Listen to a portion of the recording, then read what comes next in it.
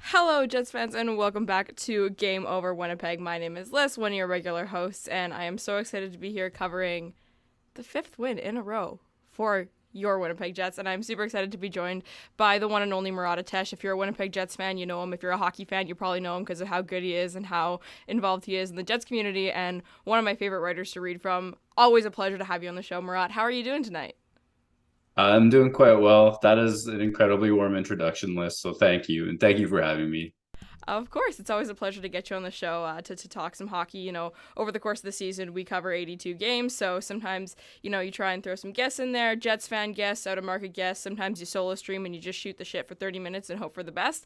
So it's always great to have someone come in who has such a deep perspective on the Winnipeg Jets, how they are right now, knows their inner workings really well. And I feel like now's a great time to have you on because things appear to be going pretty well for the Winnipeg Jets right now, and let's talk about it. So, first things first, 3-0 win.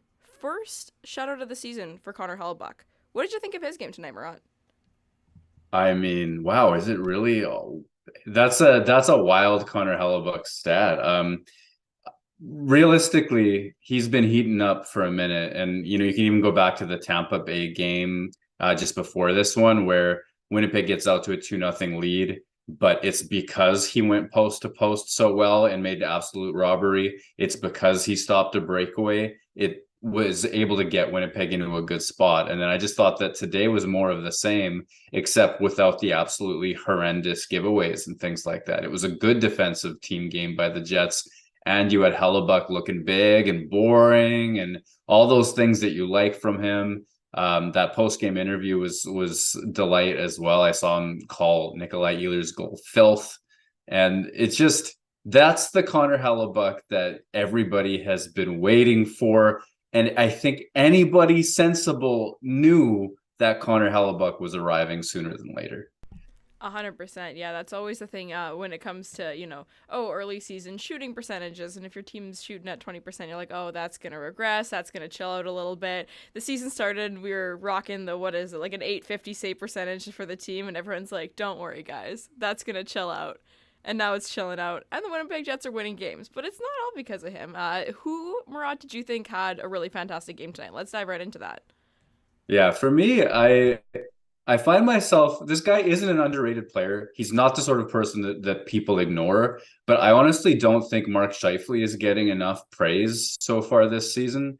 From the analytics crowd, there's a little bit of a, hey, you know what? He, Connor, and whoever they're playing with don't always win the shot share, so he must not be having an impactful season. From the highlight reel crowd, I think a lot of people are drawn to Kyle Connor's finishing and the amount of goals that he's scored. There's so many moments tonight where Mark Scheifele was defending like to the goal line, below the goal line, where he was the first player to clear a puck from danger. And that's something that's been a calling card of his for a little while. I think that Velarde probably makes sense to go back onto that line when he gets going as well. I'm not married to Connor and Scheifele, even though there's a tremendous amount of offense there. I just think that Scheifele's getting lost somehow, which seems impossible to me. And I wanted to talk about him right off the hop. Beyond that, I mean, Dylan Samberg continues to be a defensive masterclass. That's delightful. There's a 2-on-1 he was defending with Nate Schmidt, where I think Nate Schmidt got caught out of position or just got beat on a play. Samberg gets back into the lane, defends the 2-on-1, and then I think ends up in. I'm losing the description of this. I need a clip. But the funny thing for me about this situation was that Samberg ended up taking his own guy out of the play, and then a puck moved to what Schmidt's guy was, and Samberg was there too. And I was like, this guy is two defensemen at the same time. And if I can find this clip, I'll send it to you because it was a pure delight for me. So there's another one I'd want to talk about. Yeah, 100%. I think just carrying right on that Dylan Samberg conversation, there were a couple moments where he had a couple of real nice, bombs from the point, whatever, and little things like that always make you excited about him. But holy smokes, is he ever steady back there? And I think that was a good example of that, where maybe steady's not the right word because things were kind of going on a little bit chaotic. I'm sort of remembering the play that you're talking about. But he's such a good stable piece for them out there, and I think I saw a thing the other day that really surprised me, actually. And I'm not trying to throw any shade at him and Nate Schmidt, but I believe according to whatever model Money Puck follows, they are leading the NHL right now in, what is it, like they have the least expected goals against for all 5-on-5 pairings that have played over like however many minutes. Did you see that too? I did see that. I think you're quoting it exactly right. That pairing with Schmidt and Samberg has given up the fewest expected goals per minute of defense pairings above a certain minutes threshold. And I think that's exactly it. And for me, that's two things happening. One is something I've been yelling to anybody who will listen, and I feel like not enough people listen to this, is that the Winnipeg Jets coaching staff, and this goes back multiple Jets coaching staffs, are having a lot of success sheltering their third pair. The second pair and the first pair, they get heavy minutes. Maybe Morrissey DeMello plays against the toughest offensive combo for an extra minute or something like that. But everybody's job is quite difficult. They're playing top 6, top 9 opposition. Winnipeg has had some legendary examples of sheltering their third pair over the years. Logan Stanley's rookie season, for example. Tucker Pullman once upon a time, for example. And people tend to get carried away. They think these guys are surefire top 4 stalwarts without looking at what minutes they're getting. This time around, you have that same type of treatment. It's not quite as egregious the sheltering as those guys got who I just name dropped, but they are getting protected behind those top 2 pairings. And at the same time, Dylan Samberg has put on a defensive masterclass. And for all of his warts, Nate Schmidt might not be a $5.95 million defenseman, but he gives you positive value. It's chaos. He does get beat. There are mistakes, but he's able to handle those minutes and deliver value for them. So no, don't interpret. You're not. I know you're not. You're so sharp, but like, don't look at that chart and think, oh God, they're the best in the league. Or the chart is broken if they're at the top. You just sort of got to zoom in and understand that in some specific instances, you can shelter players, and you're doing it for guys that can get results. And Dylan Samberg deserves more love. So that's my take on that stat. 100%, yeah. And that was my immediate thought when I saw that. And I was like, what's the QOC looking like? Because I feel like that's a crazy thing. But at the same time, I think it really also speaks to the kind of season we're seeing so far from the other 4 defenders, where they're actually able to continue with that sheltering piece and continue to win as many hockey games as they've had. What is it, 8 in their last 9 that they've won? And if you're able to get those positive results from that third pairing, you're not playing against bad hockey teams. They're getting some really strong opposition. And I feel like in particular, that second pairing that a lot of us have had not necessarily question marks around, but they've received a little bit of criticism, particularly Neil Pionk and Brendan Dillon over the last couple seasons and whatnot. They've been quite fabulous this year, and tonight was no exception either. I particularly want to commend the Brendan Dillon fight. That was, and I'll sit here and I'll bite my tongue a little bit, because I'm one of those people that's not always the most pro fighting in hockey. Sometimes I'm like, all right, this is getting a bit ridiculous. We don't need to bust each other's brains up and give each other CTE just for this, but he kind of destroyed Sam Reinhart in that one, didn't he?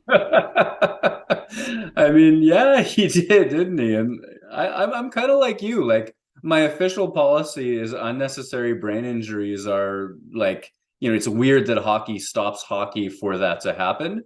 And my, less official position is I can't stop watching when something like that happens. And I also obviously, like, I do understand the emotional fired up aspect of it with, as long as fighting is something that exists within hockey, I want my team to be willing to do it. And if they're willing to do it, I'd want the team that I followed to have that Brendan Dillon-esque result tonight for sure. The offensive pop has been there for him too, right? Like, he's been rushing, he's been jumping. And then Neil Pionk. I was afraid. I spent so much time last year saying, wait for him to move better. And, we had 2 full seasons of data saying that his results were poor, and his on-ice chance numbers, especially relative to Winnipeg's other defensemen, were not good. Visually, you saw him get beat and struggle. And now he's stepping up in the neutral zone and he's picking off passes. He's protecting his blue line aggressively. He's moving well. He's moving the puck well. You saw nice vision from the point to the flank. He's finding wingers to attack with as well.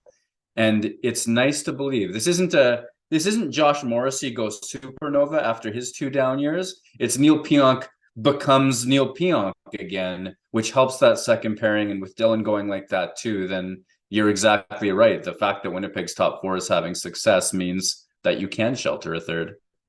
Yeah, 100%. And I think you pointed to something that I feel like is kind of a good segue into a big chunk of what I wanted to talk about tonight, which is just kind of why the Winnipeg Jets are doing as well as they are. And I think you pointed to Brendan Dillon with some of that offensive flair and some of that speed. And I think that was the big thing that I saw tonight. And I'll kind of go on my big preamble and then I'll, open the floor to you. But I think... Get it.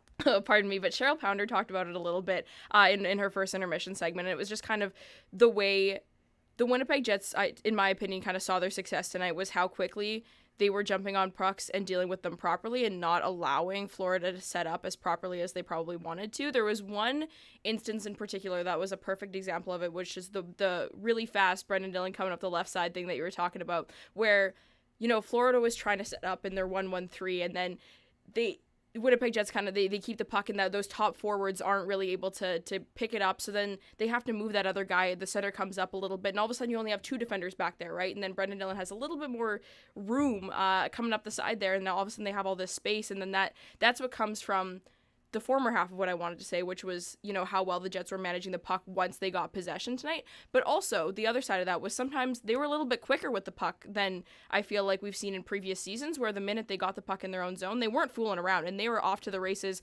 before Florida could set up into that defensive system that they wanted to. And I think, to me, that's kind of the overarching thing that I attribute a lot of the Jets' success to in the last little bit, is how they've been able to just sort of pick up and either jump on those opposing defenses before they're able to set up, or B, not allow the forechecking to, pressure them as well as they'd like to, and then sort of break up that system and then break up again as much as they kind of want. I kind of went on a little thing there, but that's what I've been kind of seeing, and I don't know if you would agree with that, disagree with that, or if that's kind of a theme that you saw in tonight's game at all. Hard agree, Liz. 100%. I think we talk about speed, or they always talk about playing fast. What does that mean? It's not wait for them to set up in a 1-1-3 or whatever system they're using at the moment and give it to Nikolaj Ehlers and pray. Even though that worked, that does work sometimes. It's making those passes before the system gets set up. And so when you talk about that, I'm all in on it. I think Winnipeg, like every team in the NHL, learned its lesson last year, or wanted to learn its lesson from a team like Vegas, who destroyed the Jets by being so fast at turning defensive possession into offensive attack. And when a team can get that puck and its first pass covers distance, or its second pass covers distance, and because they've collapsed so well and protected to the middle of the ice, because they have such trust and consistency in that first pass to be made, you have not just one Jets forward, but multiple Jets forwards, often stretching aggressively, moving hard up the ice to get that pass. You have defensemen jumping as well, so there's a 4th option instead of just 3. Sometimes there's a 5th option to try to handle as well. And if there's one difference between the Jets this year and last, there's many differences, but the speed with which they move the puck from defensive possession to offensive attack is it. That is happening. It is a goal the team has, and I think they're having a tremendous amount of success with it, even if they end up dumping the puck, because they're a good cycle into offense team as well. But because they're coming up with speed, then they're able to get on that puck and forecheck well and win it back too. 100%. And I think good cycle on the offense. Can we talk a little bit about David Gustafsson tonight? I feel like he's a player that's been getting some love lately, and I think, it's definitely warranted. And I think he's one of those players that he and Cole Perfetti, I love watching them play along the boards. It's so fun. They're very different along the boards, but man, Gus is a tank. What did you think of him tonight? I actually had this sort of internal monologue. About him actually looking bus-like tonight. So it's funny you called him a tank. I was seeing a bus. There are moments. Vehicle. It's. He just puts people on his back and goes, right. And he has these moments of physical burst where people can't contain him. And it's been a minute since he launched one of those laser beams like he was doing early and in preseason, and all those passes from Cole Perfetti actually early on as well. But in terms of puck possession, winning a battle, advancing the puck to a good spot, and kind of being unstoppable about it, I liked him for his bus work tonight, to be sure. Yeah, I think I want to pull up the ice time just out of curiosity, because I know obviously Axel Jonsson Fjallby has played his first couple games of the season now because Rasmus Kapari was hurt, and there was some pretty regular ice time splits over the last few games. What I mean by that, it was pretty consistent. Third line was not really a third line, getting lots of time. But looking at tonight's ice time, the fourth line was rocking at about 10 minutes, which I feel like is slightly above average for what we usually see from them. And, the highest, well, Josh Morrissey ended up playing 24 minutes. So, holy smokes, they must have been loading him up in the second and third, because he only played like less than 6 in the first, sort of thing. But beyond that, we had a pretty even distribution of ice time across those forward lines. I guess, Josh Morrissey's not a forward, but you get what I'm saying. Kind of from top to bottom. There was a lot of line rolling kind of going on tonight, and they all, I think, in turn looked really good. Is there anyone else from that fourth line, either Axel Jonsson Fjallby or Morgan Barron, that did anything notable tonight that you'd want to talk about, or if that line looked good to you beyond just our tank / bus / armored vehicle of any capacity friend? Yeah, I'm looking for the moments where they turn that tankmanship into creativity or results at the end. It doesn't have to be creativity. It can be a Nino Niederreiter type goal like he scored tonight as well. Like I believe in that trio so much compared to past and recent editions of Jets fourth lines that for me, I'm not really, oh, it's Saku Maenalainen, I don't expect him to score. That's not my attitude that I have about that line. So as much as I'm delighted by the puck possession in that, I'm finding myself stopping short of saying, hey, mission accomplished fourth line, because you didn't create offense all of the way. You didn't, and that's honestly unfair given the depth of Winnipeg's forwards to put it on them like that. But that's kind of where I'm at. I'm getting greedy. I'm waiting for them to produce in a more tangible way.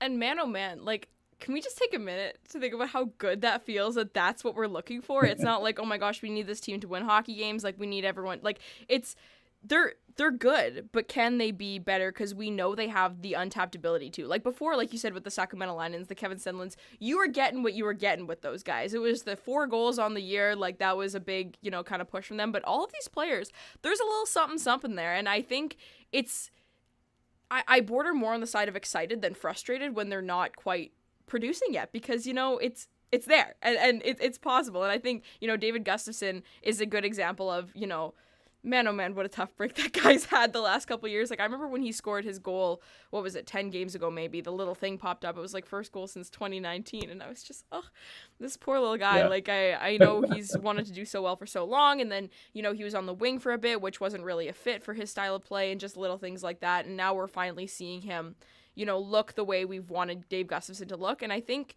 there's more to come from both Morgan Barron and Rasmus Kapari. I know the injury part is unfortunate with Kapari, but Axel Jonsson Fjallby comes in, and I throw him into the Kevin Stenlund, Saku Maenalainen category, because you know what you're getting with that guy. He's a fun one to watch, but I'm not expecting him to have some crazy unleashed potential or anything like that. But I don't mind him. I'm an Axel Jonsson Fjallby fan.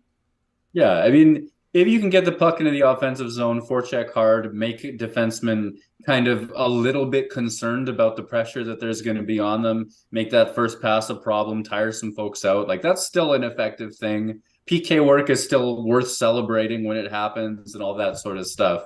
Yeah, and it's funny, I want to share, maybe it's just more in my head, I don't know if this will translate as much, but there's a story that I've been working on where the first interview I had for it was January of this year. And I had a couple of interviews in January for it.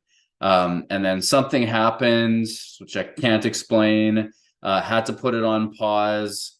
And then I've been working on it for the last month. And I keep thinking it's ready. I keep thinking it's done. I thought this thing was going up 2 weeks ago, and I was so friggin' excited.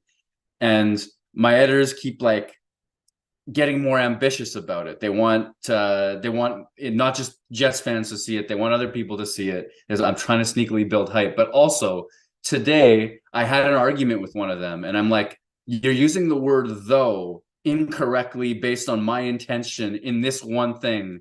And over there's this one comma I hate. And then my editor just started laughing at me. It's like, Murat, remember where this story began? Remember all of the work that we've done to get it here, and you're getting mad about a word and a punctuation mark. Like, in terms of your problems, that's the fourth line, not scoring goals while also having possession of things. So when you said like what a good problem to have, I'm like, yes, exactly. It's a brilliant problem to have. It means everything else is going really well.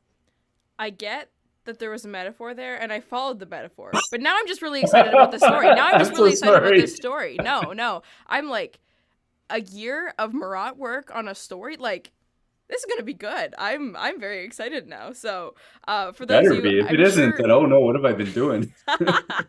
for everyone that's here in the chat that's live right now, first of all, thank you so much for being here. Having a wonderful time chatting here with Murat. And for those of you who don't know, Murat is from The Athletic. He is a reporter, one of the best, like I said early on in the show. So, when this alleged story comes out, hopefully soon, hopefully the commas resolve themselves, make sure you go to The Athletic and check it out. Whatever the story is. I can't tell you what it's going to be about because he probably won't tell us, but make sure you just read all of his stuff and then you won't miss it. Yes, Um, please. let's talk a little bit about a couple of the forwards tonight. So maybe we'll go goal by goal. We're going to start with the third line, talk a little bit about them, talk about the Niederreiter goal, and then we'll move into the second line and talk about that goal. Nino Niederreiter, in the first intermission, he did his little interview. I love this guy. Like, I just think he is such an exciting player to watch, but not in this, like, it just in his very own, very special way where it's like, this guy's just going to play good hockey 98% of the time, which is something that I feel like maybe as a critical Jets fan, as I like to, call myself, and many would agree, over the last few years, there have been a couple players where it's like, I'm not always watching 98% good hockey. Sometimes when you're playing 100%, you're one of the best in the league, but I don't always get to see that. Nino Niederreiter is like 98% of the time. We're watching fun, hard hockey, really excellent use of the body, and I find in very effective ways, and also effective use of the stick, which I think when those two things go hand in hand lead to being just a really good possession player, some fun chemistry going on with his line mates. And that goal was just a ton of fun tonight, and it was a great way to open up the scoring. What did you think of that third line, Nino Niederreiter as a whole? Thoughts on them tonight? I mean, if you're Brandon Montour and you're trying to recover from being boxed out by Nino Niederreiter at the top of the crease, like, heaven help you. Heaven help you. It's just one of those situations where, like you said, you can count on a certain level of effort from Nino Niederreiter all of the time. And 98% is probably a fair number. Almost all of the time, so close to all of the time. It's really incredible. I think that I've become a fan of the player as well because of what you said here. It was from the moment he arrived. Do you remember when he and Connor and Scheifele got benched last year, and Connor and Scheifele sounded so down and frustrated about it, and Niederreiter said like, well, yeah, we needed to be better. It's like there was this sort of standard that he has where his motor is always going, and I think Winnipeg has sorely needed that. With him, I'm going to detour from the third line for a second, but with him, with Alex Iafallo, with Vladislav Nemesnikov, one, credit to Kevin Cheveldayoff because these are three players he's acquired, but you have a player on, you've added a player to all three of your top three lines that just works, that just goes and gets pucks and tries to get them. And when he doesn't have it, he'll hustle back. And if he gets back, then he'll try to do the right thing. Winnipeg needed that. Winnipeg was a bit soft skill for a minute there, was it not? And I think that's a good sign for him. That line, I mean, since his arrival, Appleton, Lowry, and Niederreiter have trucked teams in possession stats, scoring chances, shots, goals, all of it from the trade deadline right to playoffs. And I know injuries happen and things mix those lines up a bit. It was actually I laughed inwardly. I almost called it cute. I don't know if it's the right word, but Mason Appleton sounded wistful when I was talking to him a couple weeks ago. He was like, I just wish we could have stayed together as a line because we really felt like there was more we could have done to help us against Vegas. And it just sort of sounded like he'd reached a belief level, and he felt like he had unfinished business, and he expressed it in a wistful and almost sad way. And I thought it was kind of funny. But to see them go right back at it, I honestly don't know why the Jets messed with any idea other than that. I think, wasn't it Iafallo who was on that line to start the season?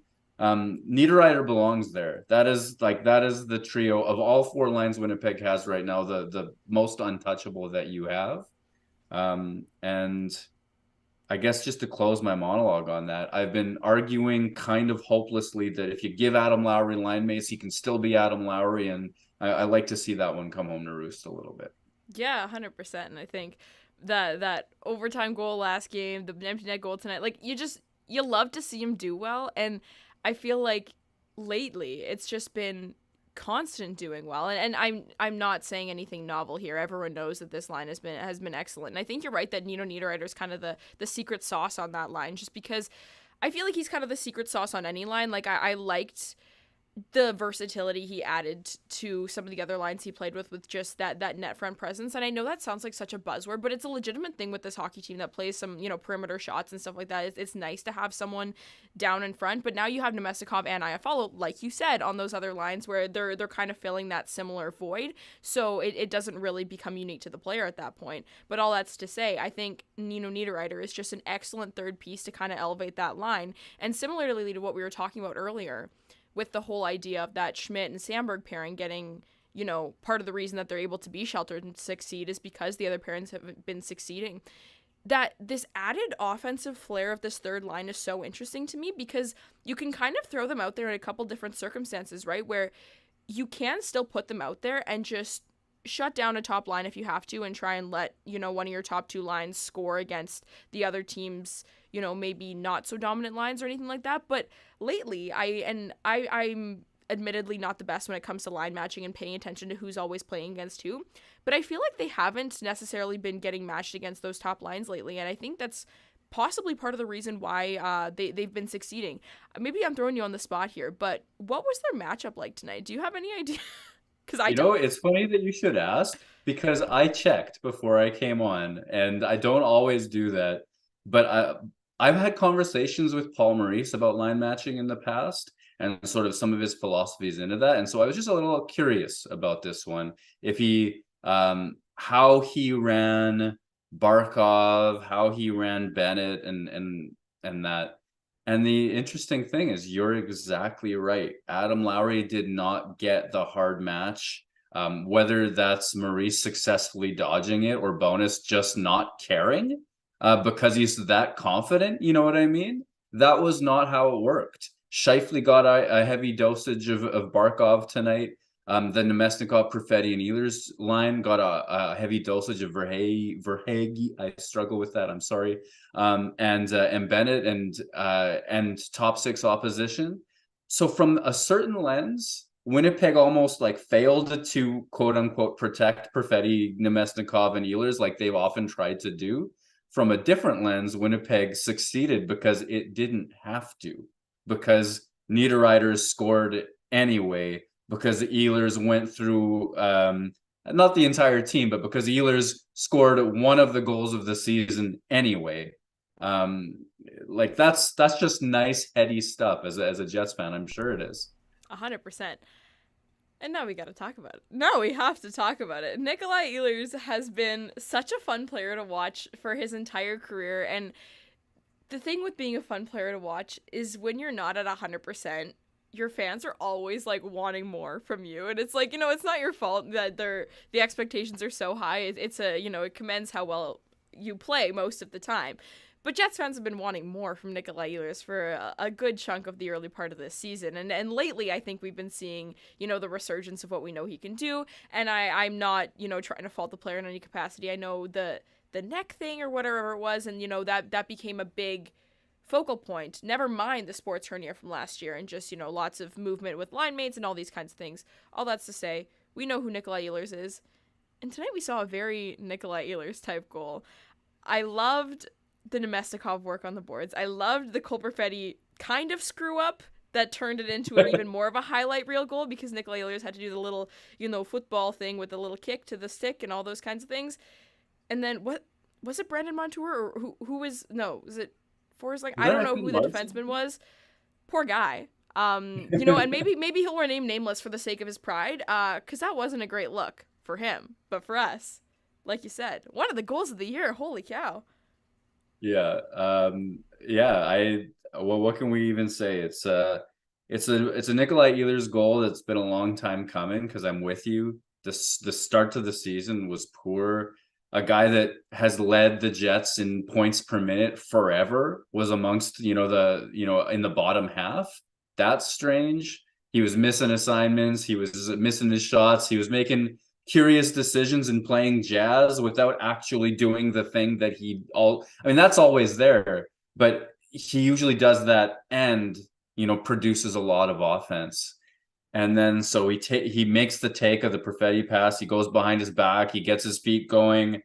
And I think the reason that the defenseman ends up looking so bad on that play is because he has to respect so many possibilities. When Nikolaj Ehlers starts to drag that puck, and it's almost like a rhythm game in a way, where there are different ways he could pull that puck around the defenseman, go into his feet, go behind his back, go under the triangle, and all of those different things can happen at different speeds. I think Ehlers fired a bit of a changeup on the defenseman, and so then he got a little bit spun about puck or body, and then Ehlers burned him and then finished it off from there.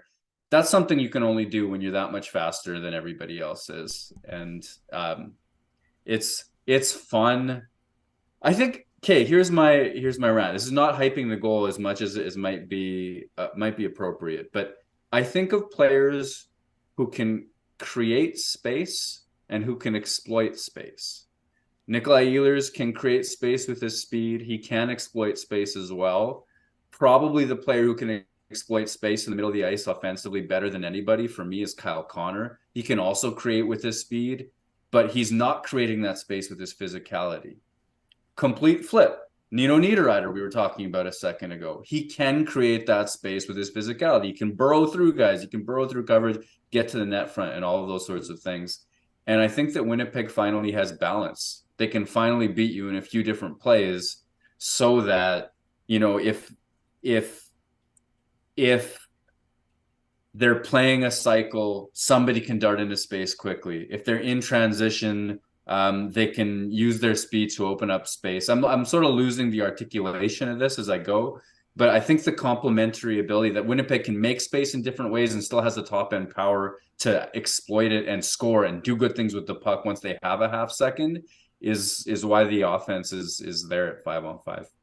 Yeah, I think that's a really interesting and insightful point, because I think when a team is doing well, sometimes it could be so hard to sort of pinpoint the areas and the things that they're actually doing well. And I know for a lot of, people like myself, you start watching games a little bit more specifically because you're like, hey, what are they actually doing? Like, what are tangible things that I can pull from this that is just not just scoring goals and blocking shots? And I think that's a really, really good example is that balance of those two things that are extremely kind of catch-22 important for each other in order to actually succeed and maintain and keep that possession and dominate like that. So I think that's a really interesting point in kind of looking at different players. I feel like that's like a good take-home exercise homework for everyone in the chat. Like, look at those different players and like who does what and who does both and how that complements itself on a line.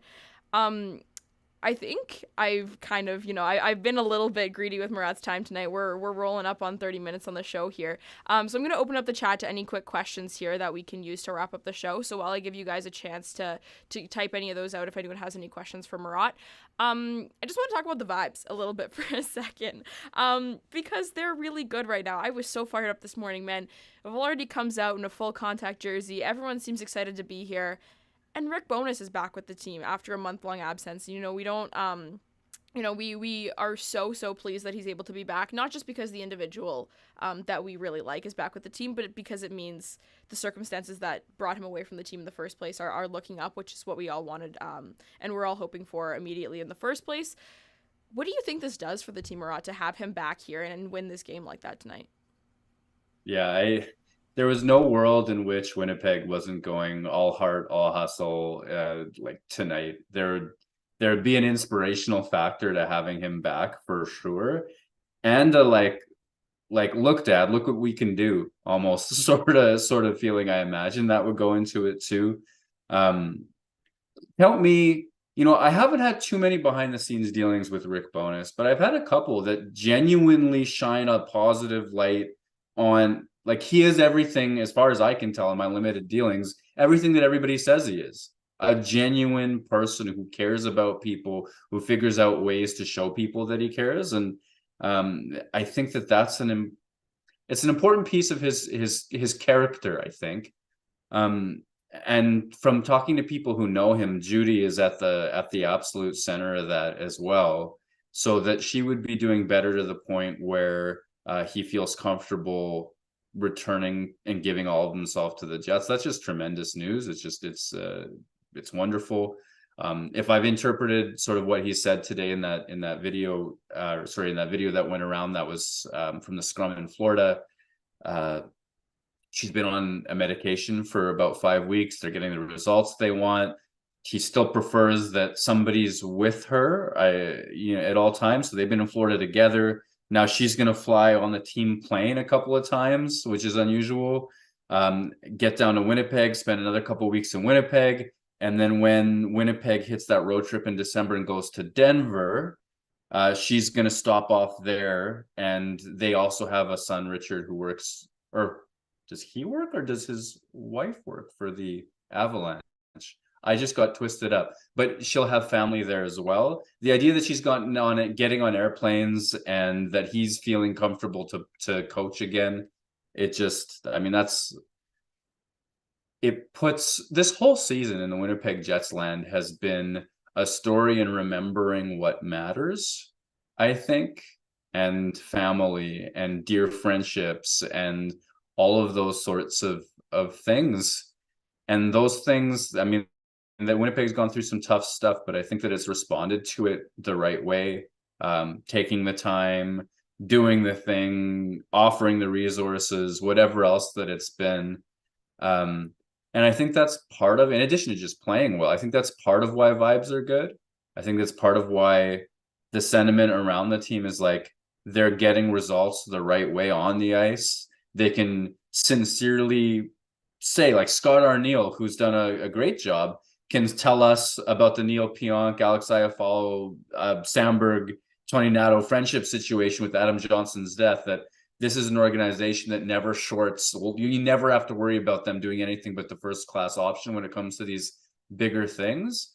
I think that's been, it's obviously a horrible tragedy, and obviously you don't wish a seizure upon Judy Bonus and all those sorts of things, but accepting that those things have happened, the responses to them, I think, have brought a lot of people together in Jets land.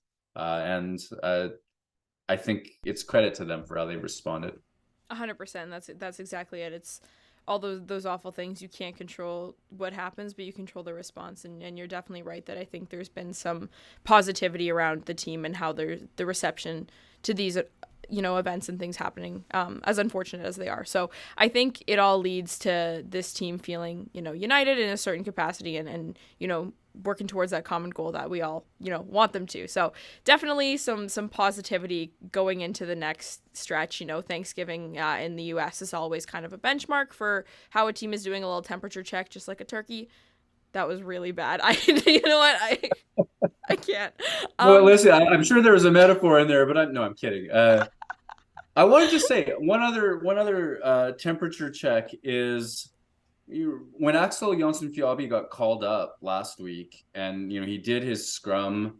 Who was kind of over his shoulder, just off camera, making jokes and like encouraging him along? It was Mark Scheifele. When the scrum ended, Scheifele was cracking him up and making jokes with David Gustafsson in the corner of the Jets room for the rest of whoever spoke next. And if you want like a little temperature reading, when you have the supposedly over serious Scheifele just like being a big goofball with some of the younger players, Jonsson-Fjällby's older, but like with David Gustafsson as well, like that's a pretty positive sign for the vibes yeah, too. 100%. Okay, just to quickly wrap things up, let's be super quick. I'll rapid fire a couple questions at you because we have a couple in the chat. For those of you who are live here, thank you so much for sending in all these questions. I have to scroll up a little bit to get to a couple of these. First things first, do you have any wacky lineup ideas you'd like to see tried? Just out of curiosity, when Velarde comes back, even if it's not the typical rollout, any just a little fun one? Any fun lines? Oh gosh. The first one that comes to mind that I haven't thought it through at all is Perfetti, Scheifele, Velarde as your top line. I don't know what else happens after that because that's just what came out. But it doesn't matter. They win. They're too good. So who cares? No, I like that. I feel like there could be some fun there. The season started. This is a random tangent. I had to go on a school trip to Thailand for like 8 days or something randomly in October. It was a really great time. But I missed the first two seasons of the Jets season. And then I came back. I had like an 8 p.m. flight landing, and I was like, I have to watch the Pierre-Luc Dubois game because it was the game against LA, and that was a game where Gabe already got hurt. So I literally know nothing about this player. Like, I feel like I'm throwing him in all these line combos, and I'm like, I've never watched him play a game in a Jets uniform, never. So I would love to see that be tried, but please nobody take my word for it either. Someone's asking Murat if you've heard anything about a possible Nino extension. So this is your perhaps your insider moment, or even if you haven't heard anything, thoughts on a Nino Niederreiter extension? I think it's sensible. I think that it's something that could well happen. And let me tell you that, at least based on what I understand, all the stuff you hear about Nino Niederreiter loving it in Winnipeg and feeling well treated by the Jets organization, I've heard sort of secondarily that that's thoroughly true with some good examples as well. I think he's one of those guys that's genuinely happy and feels like he's a great fit here. And I also think that once upon a time, like there have been some contractual shenanigans like in his past where he didn't get the offers he was looking for from certain teams. I think if Winnipeg steps up and, offers the 2 or 3 year deal, if a similar number to what he's got now, I think that would keep him. Yeah, no, I definitely agree, and I think it'd be fun. Someone in the chat mentioned earlier, I don't remember where it was, but someone said 4 year, 5 million. Just out of curiosity, any thoughts slash hopes from the Jets' perspective, what you would think that contract could, should, and maybe would look like? I mean, for me, I'm a little nervous on Nino Niederreiter term, and it's because he's such a bulldog of a player.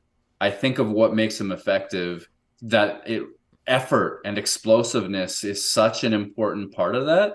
It's not protect the puck on the outside and use your sublime vision to put pucks on a string into the middle of the ice. It's plow through players, get to the front of the net, win the battle. And for me, that's a lot of explosiveness. I think it requires a certain amount of youthful muscle, and like I don't want Nino Niederreiter. If I were the Winnipeg Jets, I wouldn't want him to be one of those guys that you're paying until he's 34, 35, 36, because I am honestly a little bit nervous about the mileage on him, the way that he plays. Yeah, I think that's a really good point, and I think those shorter contracts could look okay for him and for the Jets for the need there. People are asking about trade deadline acquisitions. I know it's early, but never too early when you're one of the best in the West to start talking about that. Any names that immediately jump to mind when you think of the trade deadline coming up? I keep doing this, and it's not fair. Anytime I get asked this question, I say Dustin Byfuglien about 8 years ago. Stop. Like, No. Don't. Yeah, I was accused by Nick Lynham of choosing emotional violence by saying that, and maybe you feel the same way. A little. I'm of two minds here. One is that if the Winnipeg Jets are defending as well as they are team-wise, and credit the forwards for this as well, the degree to which they're collapsing and actually covering down low and protecting the middle of the ice, credit the defensemen for protecting between the dots. If Winnipeg is sincerely having these strong expected goals numbers, if they're sincerely one of the teams that's the hardest to generate scoring chances against after extended zone time, they're not broken. They're not desperate in the way that we might expect them to be based on the amount of vitriol that a Nate Schmidt gets online, for example. However, if there's a missing piece or a place you would look on paper that you would say if you improve this, you improve the Jets, I say you're looking at somebody who's big, who's physical, and who can genuinely defend. So not just hits, but like actually protects the middle of the ice, and who can jump into the play offensively. And I don't know who that unicorn is just yet, which is why I say Dustin Byfuglien. But I think that the only way that you're truly improving the Jets is you're trading in some of those 7s, 8s, and 9s on defense for a king or a face card. Like that's an analogy I've used it a few times, and I think that I'd go back to it. Yeah, 100%. I think that's super fair, and I feel like some of us may have, a little bit of research to do over the next couple, weeks, and trying to watch some out of market games and see maybe if there's one of those diamond in the rough in some other team, to see if maybe there's a fit that's kind of an off the board pick. Last thing that I wanted to take a look at. People are asking about your childhood team, but I think we're going to not open that can of worms. That seems like it could warrant a whole other episode. But just generally speaking, Brady in the chat asks, Ville Heinola? Question mark? That's my other question. Maybe that's how we'll end it off, because what's a Winnipeg Jets show that Alyssa is running without talking about Ville Heinola? Things are going pretty good right now. What happens in a couple weeks when that player is ready to play again? Well, it's funny. I was, even before you named him or Brady named him, I thought to myself, what a kinder thing I could have said was, when you asked me that question, I could have said Ville Heinola. I could have said a third pairing defenseman who moves the puck well, who can jump into the play, who is great at finding seams from the point to wingers at the bottom of the circles, who has chemistry with existing Jets wingers, Cole Perfetti being one of them, who can help the power play, who basically does everything that Nate Schmidt does, but hasn't proven it over an extended period of time at the NHL level because various reasons. And for me, I'm a little concerned about the injury and about how fast he gets up to speed and becomes the great version of him we saw at camp. But I think that this year, more than any I have ever experienced, my sense from the Jets organization was that Ville Heinola won some fans for the Free Heinola movement. I don't know that Nate Schmidt was about to be waived. I don't necessarily think that was the way they were going to go out of it. But I keep mentioning that because I've seen other people suggest it, and I'm not sure about that one. But I think that Winnipeg was getting ready to do what it needed to do roster-wise to keep him.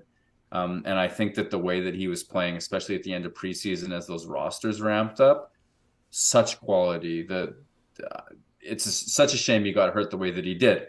So if he can step up and be that guy with all that pressure, and that's the job, it's the NHL. But there have been moments where he's come back after long reprieves and he's kind of been nervous and tentative and things like that.